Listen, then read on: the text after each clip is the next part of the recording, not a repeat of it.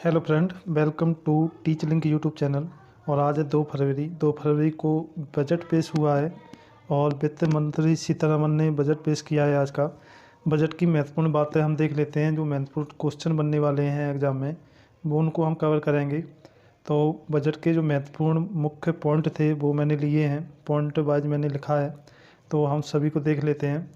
अगर बजट पे क्वेश्चन बनता है तो यहीं से बनेगा, देख लेते हैं। आइए देरी ना करते हुए एक बार वीडियो को शेयर कर दीजिए और सभी लोग सब्सक्राइब कर लीजिए चैनल को और एक बार वीडियो को लाइक कर दो। चलिए हम चलते हैं अपने क्वेश्चनों की तरफ। जो बजट 2023-24 की महत्वपूर्ण बातें दी गई हैं वो मैंने ली हैं, इधर देख लेते हैं। जो पहला पॉइंट है हमारा वो है जलवायु से निपटने के लिए 2030 तक 50 लाख टन हरित हाइड्रोजन का उत्पादन किया जाएगा। ये बजट में दिया गया है, ठीक है। जलवायु परिवर्तन से निपटने के लिए 2030 तक लक्ष्य रखा गया है कि 50 लाख टन हरित हाइड्रोजन का उत्पादन करना है। जो दूसरा महत्वपूर्ण पॉइंट था बजट में वो था रक्षा क्षेत्र के लिए 5.94 लाख करोड़ रुपए खर्च किए जाएंगे। उसके बाद ई न्यायालय को 7,000 करोड़ रुपए दिए जाएंगे, या ई न्यायालय पर 7,000 करोड़ रुपए खर्च किए जाएंगे।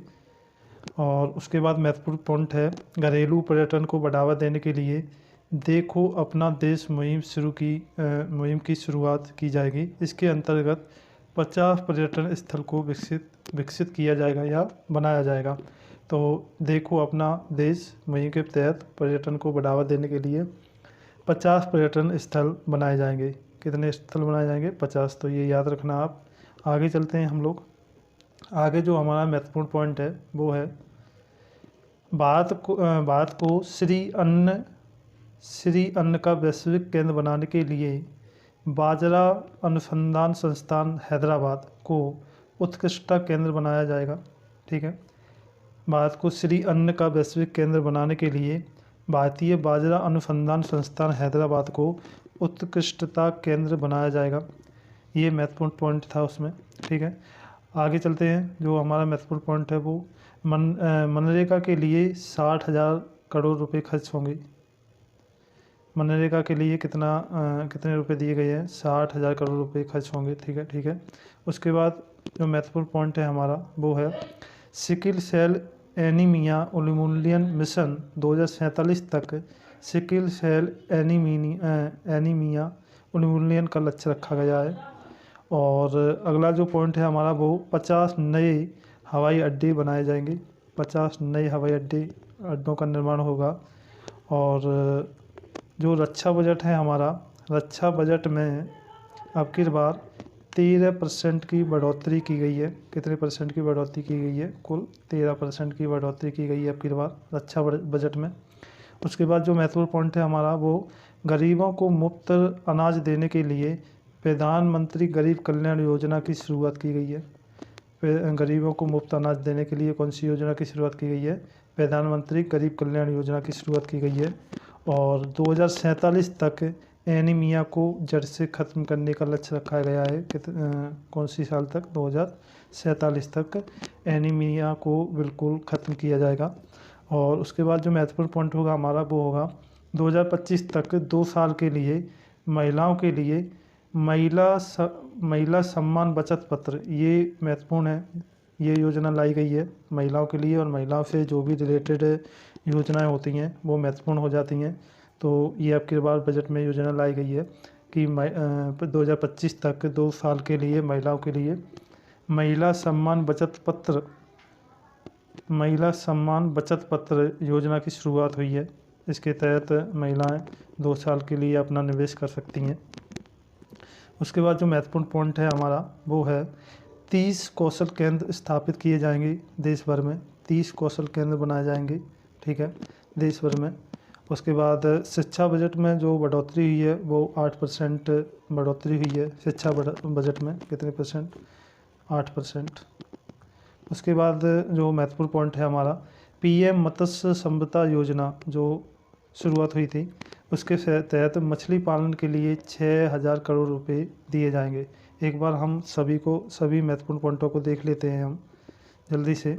एक बार फिर से रिवीजन कर लेते हैं। रिवीजन कर लेंगे तो ये पॉइंट हमारे याद रहेंगे।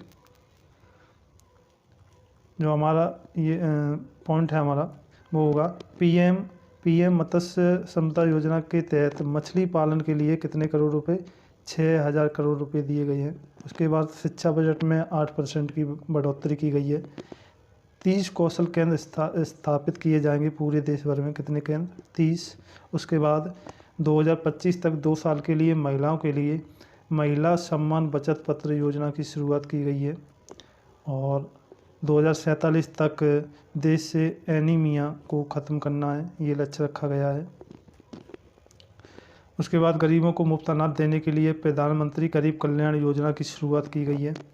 और रक्षा बजट में 13% की बढ़ोतरी की गई है। 50 नए हवाई अड्डे बनाए जाएंगे, ये लक्ष्य रखा गया है। उसके बाद सिकिल सेल एनीमिया उन्मूलन मिशन 2047 तक सिकिल सेल एनीमिया उन्मूलन का लक्ष्य रखा गया है, यानी कि एनीमिया को 2047 तक जड़ से ख़त्म करना है।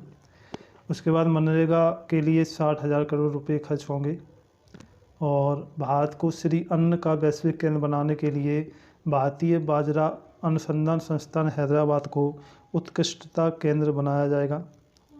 और घरेलू पर्यटन को बढ़ावा देने के लिए देखो अपना देश मुहिम की शुरुआत की जाएगी। इसके अंतर्गत 50 पर्यटन स्थल विकसित किए जाएंगे, ठीक है। और ई न्यायालय के तहत 7,000 करोड़ रुपए दिए जाएंगे। और रक्षा क्षेत्र के लिए 5.94 लाख करोड़ रुपए खर्च किए जाएंगे रक्षा क्षेत्र में। और जलवायु परिवर्तन से निपटने के लिए 2030 तक 50 लाख टन हरित हाइड्रोजन का उत्पादन का लक्ष्य रखा गया है। और ये महत्वपूर्ण बातें थी बजट की 2023-24 की। और हमारी वित्त मंत्री हैं सीतारमण के द्वारा कल ये बजट पेश किया गया और बजट की ये महत्वपूर्ण बातें थी। तो थैंक यू वेरी मच। अगर वीडियो पसंद आया हो तो वीडियो को लाइक करके जाएं और चैनल को सब्सक्राइब कर लें। Thank you very much video watch करने के लिए।